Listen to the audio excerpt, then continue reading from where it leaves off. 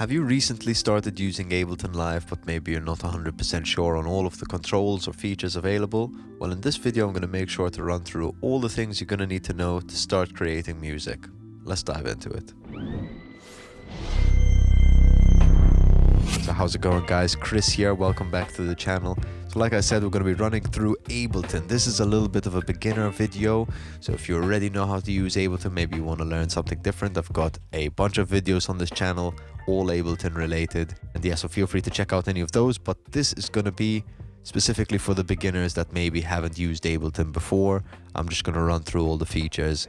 If you want to hang around, be my guest. But with that said, let's check it out. So this is the default Ableton screen. This is how it should open up when you first open Ableton. The first thing you'll notice is that there isn't the familiar horizontal layout that you might be seeing on all of these other digital audio workstations. So first thing you got to do is press tab, boom, and that will take you to this screen, which is pretty much where most people using Ableton will be working. If you want to know more about this layout, the session view, I've just done a video on it, so you feel free to check that out wherever it pops up, but we're going to be working in the arrangement view for this lesson. Bear in mind there's going to be a lot of content we're going to cover, so feel free to use the timestamps below because there's going to be a lot of information you need to take in. So starting us off, we've got two tracks, audio and MIDI. So one thing you need to remember, this is quite convenient for Ableton in particular, but when it comes to any other software, is learn the shortcuts. This will save you so much time. If you consider wasting 5 or 10 seconds to click on a menu and you can do it in a shortcut, that adds up over hours of producing. So make sure to learn the shortcuts. So to start us off, I'm going to say first shortcut is Command T, creates an audio track. Command Shift T creates a MIDI track. And if you do Command Option T, that will actually create a return. We'll get into that a little bit later, but those are the three main shortcuts that you need to probably start off with. So say I want to add an instrument, a virtual instrument to this session. I've got my MIDI track here. Say I want to use something like Meld. I can open this menu, find the preset, load that in there. If I press M on my keyboard here, you can see this turns on. That means we've got musical typing, as Logic puts it basically, but allows you to use your keyboard as a MIDI keyboard, which is fantastic, especially if you want to quickly test out sounds. And you can see we've got our instrument down here. If you were using something external like Serum or Massive or any of these available plugins, it will look something like this. I'm going to grab an instrument, say this Jupiter 8, swap it out for that, and you can see it's just a small box, but when you click on this little wrench here, that will open up the full plugin, so you've got your sound coming through. Fantastic. So when it comes to MIDI, say you want to create a MIDI track, I like to make a selection, do Command Shift and M to create my region. You can see here I've got the scale mode on because it's highlighted up the top, so it will show me all the notes in the key of C major, or if I change it to say F minor, it's going to update accordingly. I can just double click to add notes, or I can press B to draw notes like a brush. Ableton also has these wonderful MIDI generation controls. So I could go into any one of these and I can really start to play and shift with the notes and get some crazy wonderful things going on. This will require a whole video in itself because it can get so confusing at all the things you can do. It's good to know that's there. I will probably leave it at that because it can get super in depth. But yes, you've got this whole feature as well as just your generic quantize and stuff like this. If you press Command U or Command Shift U, you'll get up this quantize menu and it will allow you to basically adjust all the MIDI you're working with, which is fantastic. In the audio menu, things are slightly different for working with audio for a start, not MIDI, so the information going through is different. So you might need to select where your audio is coming from. As you can see here, this is my microphone on channel number 2. If I clicked on in, hey, that will be coming through Ableton. But since I'm not monitoring this microphone in this case, I can leave that off. If I leave it on auto, it won't monitor until I press record. So you can see that happening there. And yeah, that's good to know, especially if you're dealing with, listening back to yourself. It's good to make sure you know how you're monitoring. As you can see here on the track, we've got a little bit of information. This is basically our on-off button. You can also press 0, and that 0 button is universal in Ableton. So if I had a track, say I had a MIDI track like this, and I pressed 0 on it, it will disable it. So that's a good one to know. Going back to our track, you can see we've got on-off, solo, record, our pan left and right. Here are our sends to these tracks below that we've created. And then lastly, we've got our output section. Where is this track going to or being sent to? The monitor section, if we want to monitor on or if we want it off. Lastly, here you can see on our input section, we can actually pick if we want our input to be from a specific track or a specific send. We can even have the option to resample, which basically will record the master output of Ableton. We'll record everything all into one track in case you want to resample it, which is fantastic. For MIDI, it's same but different. You can see all of the controls are the same except on the inputs. Now we have our MIDI controllers and MIDI channels, as well as the output, which is in this case for audio. But if I actually took off this plugin, we can actually send MIDI to another channel. So if I had MIDI 2, I'm just going to rename it with Command R, call it MIDI 2, just so we can see there's a difference. And if I do output, I can output this MIDI to MIDI 2. So you've probably noticed by this point that on this side, I've got a bunch of little menus over here, and these I've actually created myself. If you right click on anything in the menu, you can see that we can add it to our collections. You can also press one of these corresponding buttons. So 0, 1, 2, 3, 4, it will add into these folders.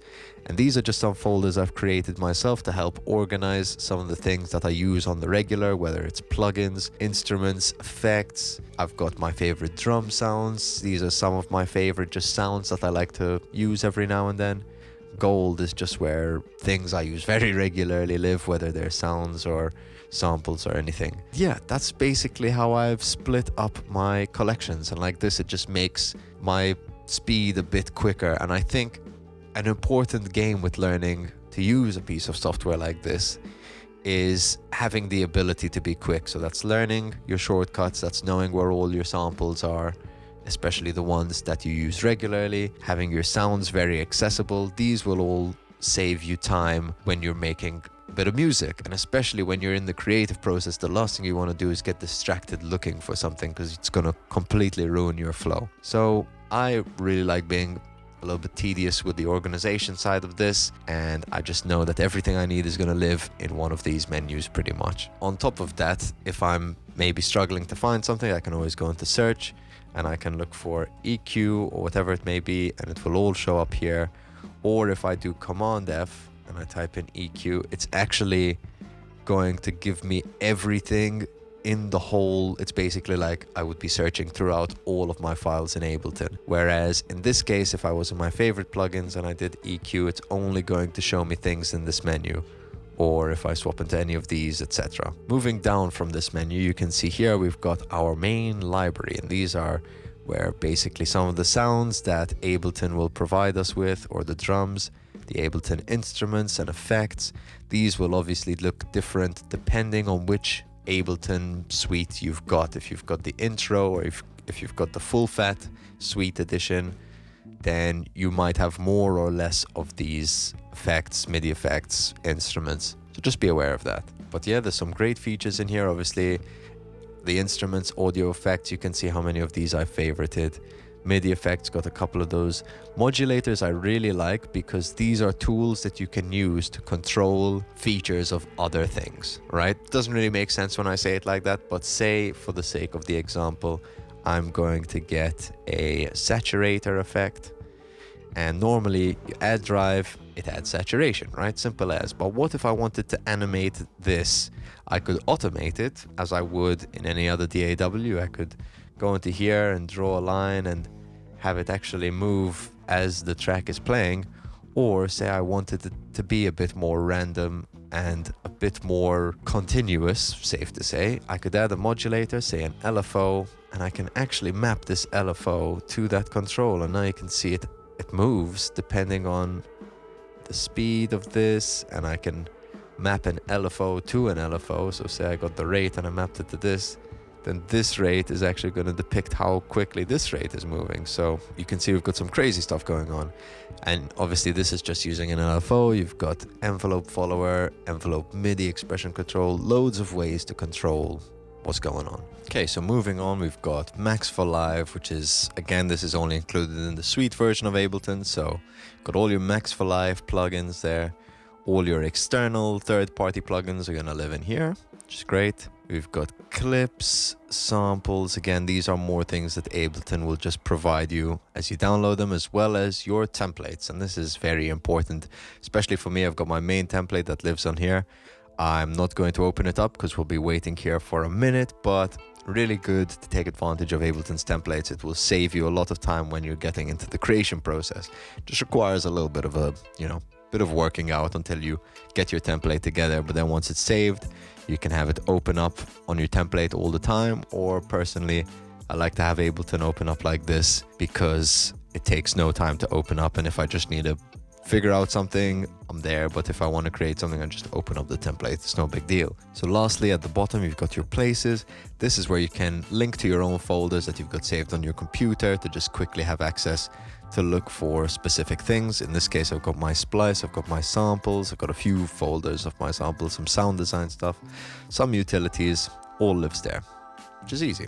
Okay, so we've tackled left and right sides. Let's quickly take a look at the top section here. Starting on the left, you can see we've got the most important, our BPM that lives here. If you want to do a tap tempo and you can tap in how quickly you think the tempo of the song is, you can do that there.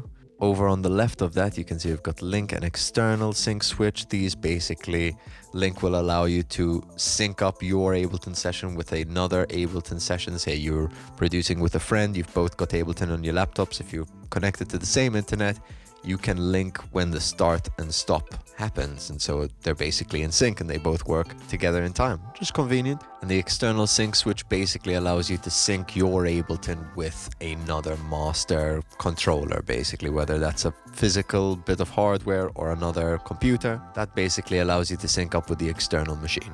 So moving over from the tempo here, you can see we've got these two phase nudge up and down buttons, basically similar to if you were playing a vinyl on a record player.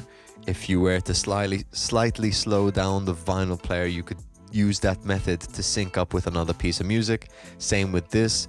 If you're playing an external piece of music and you need Ableton to slow down or speed up slightly to kind of keep up with it, very much a DJ tool by this point, you can use these buttons accordingly to do that. Moving on, we've got the time signature over here, as well as our click. If we turn this on, it will activate the click, our very familiar clicks. And if you open the drop down of the click, you can see we've got a count in, we've actually got the sound, and we can even change the rhythm. Moving to the next bar, we've got our quantize menu. This isn't quantizing for playing MIDI or playing notes. This is more quantizing because we can launch clips in Ableton, and Ableton has a method of being in sync with itself, and this menu basically picks how long you want it to be in sync. So say I was launching a clip, I wanted to make sure it went after a bar, then I would have it set on a bar. Moving over here, you can see we can actually pick the scale now in Ableton of the whole project. So say in this case, if I was in C major and I put something like an arpeggiator, I can actually make sure that this stays in key with the project. So everything is always running in key. And there's a few things such as the scaler as well has this.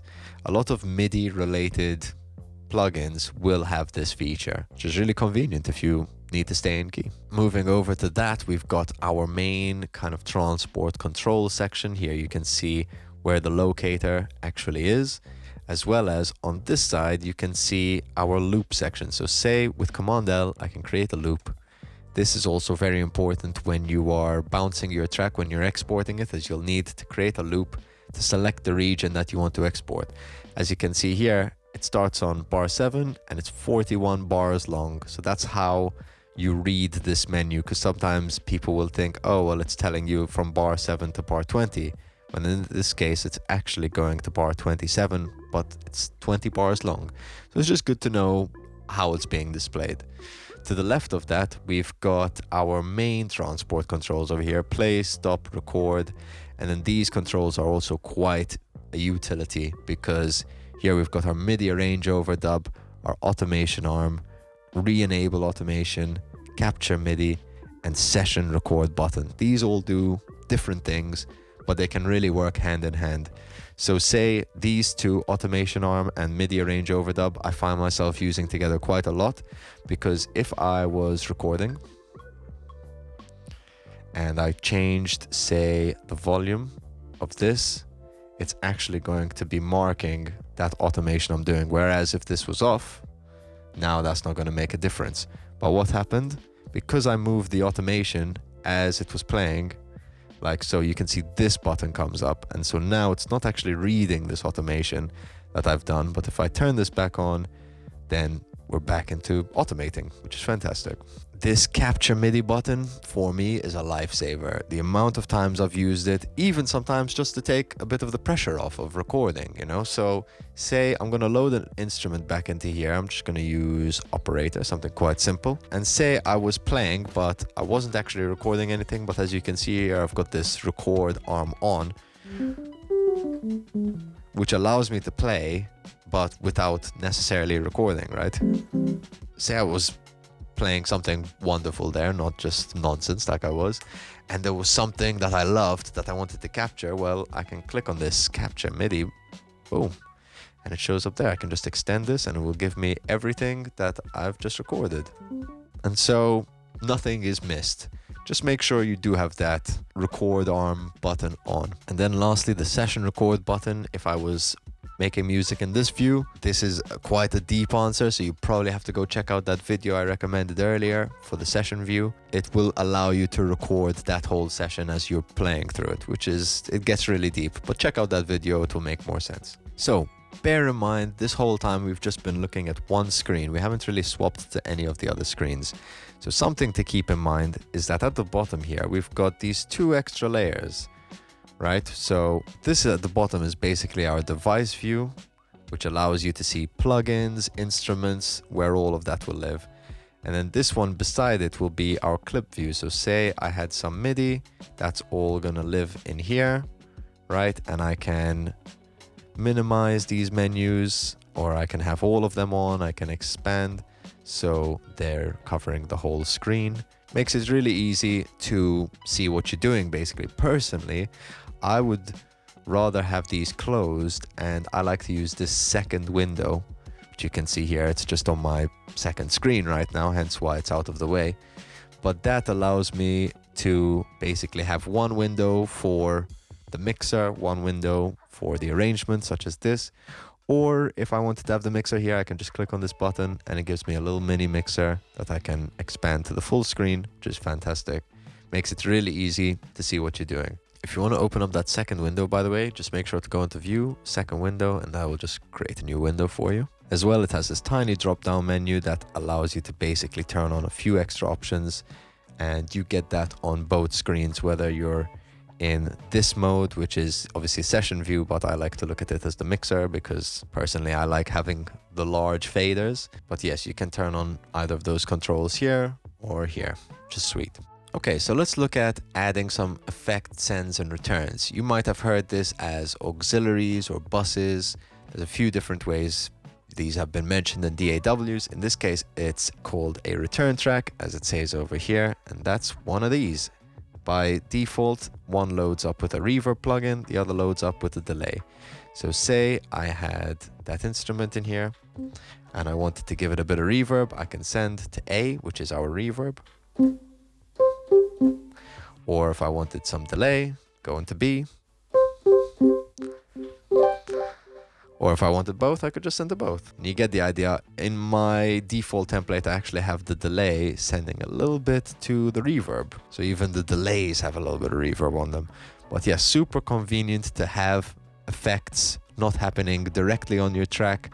Or if you have a lot of tracks you want to send to, say, a reverb, instead of putting a reverb on all the tracks, you can just have one reverb and send all the tracks to the reverb. Makes it really easy, and it saves you some processing as well, which is great for your computer. Okay, I'm just going to go ahead and open a session I've already got, just so you can see what a busier Ableton session looks like. Okay, so here's a slightly busier Ableton session, something with a bit more going on. So as you can see here, we've got drums, bass, guitar, keys and synths, a simpler and vocals.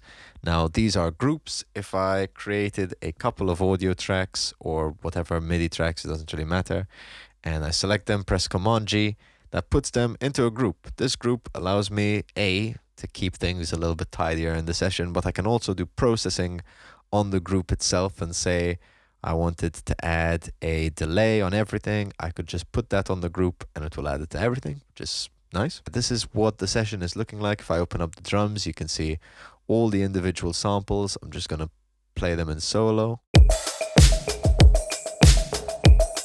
This is a bit of a 70s inspired tune.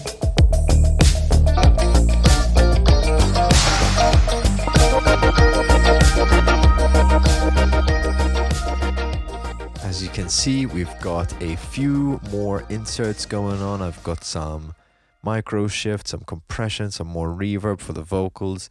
These I have set as Valhalla being my default reverb and Valhalla also being my default delay, because I just prefer these plugins. I quite like them. And as you can see in the vocals here, I'm sending this lead vocal to a couple of sends, a bit of everything. And yeah, like to keep it all quite tidy. If I look inside the keys and synths and I press A on the keyboard, that's going to bring up my automation, where here you can see I'm actually automating this filter to open.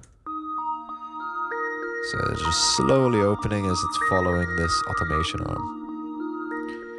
Automation is a great help when, trying to have movement in a song and not just have everything be quite static. You can actually animate certain parameters, whether it's volume or filters opening, things being sent to effects, delays and reverbs. It makes everything a lot more exciting. Also, a wonderful feature I find when dealing with audio is this little button down here. So as you can see, especially when I'm recording guitar in this case, the volume tends to be on the quieter side. So I can use this and actually have almost like a magnifying glass on the waveform and zoom in. This isn't changing the volume of the waveform, so I've got them 90 times. It doesn't mean it's 90 times louder, it just means that it's, increased in scale. But this doesn't actually change the volume, but it makes it a lot easier to see what you're working with when you can increase it like that. Super convenient tool. Also, you have this HW, that's height and width, that just matches on your keyboard. So if I pressed HW, it's basically going to resize your arrangement view just so, most of everything can fit. And so the last thing I want to touch up on is the preferences menu, because in here you'll find certain things like how to access your plugins and your buffer size, stuff like this. For me, shortcut is Command, boom, nice and quick. And I usually live in this audio menu when I'm in the preferences. This is where you select your interface, your sample rate, your buffer size, all those important options. I also really like the input and output menus because you can name them and actually pick which ones you're using. Makes it really easy to know which channel is what. You can also select things like the theme of Ableton. If you wanted a nice funky color, you can pick that here. I quite like this 24 karat one, but you also get all of your other visual controls in here as well. In Link Tempo MIDI, this is where you get all of your MIDI controls. If you're having any issues with trying to find a MIDI controller in Ableton, you're likely to sort it out in this menu. File and folder, I wouldn't worry too much about this. I think leaving it as default is probably good enough. Same with library. Plugins, personally I've turned off my VST2s because I don't need them. Same with the VST3s. If you add any new plugins and you've still got Ableton open, just hit rescan plugins and it will just add them to your list. In record, warp and launch, you get all of your main audio controls, such as the format you want to record in and the bit depth. You've got your count in. Exclusive, so one thing to note is when you press on, say, solo, you can see I can't actually press more than one solo at once, and it's the same with record arm. If you do want to be able to do that, just turn these off and then you can record arm numerous things. You can solo numerous things, very much like how it works in Logic. Personally, I've gotten used to it in Ableton by this point, so I just leave them off. But if you do want to be able to do that, you just hold Command and it allows you to record or solo numerous things etc. Again, the rest of this, warps and fades, launch, I've left this all on default. I think it kind of makes sense, so I wouldn't bother touching that. License and updates, you don't even need to worry about it. But yes, that should be a very basic walkthrough of everything in Ableton. If you have any questions, feel free to leave them in the comment section below. I'll be happy to answer them for you. And let's have a discussion. What DAW were you using before Ableton? Is this your first DAW at all? Would love to know, so let us know below and we'll have a chat about it. Otherwise, I've been Chris Vella. Don't forget to like and subscribe, and I'll see you guys on the next one.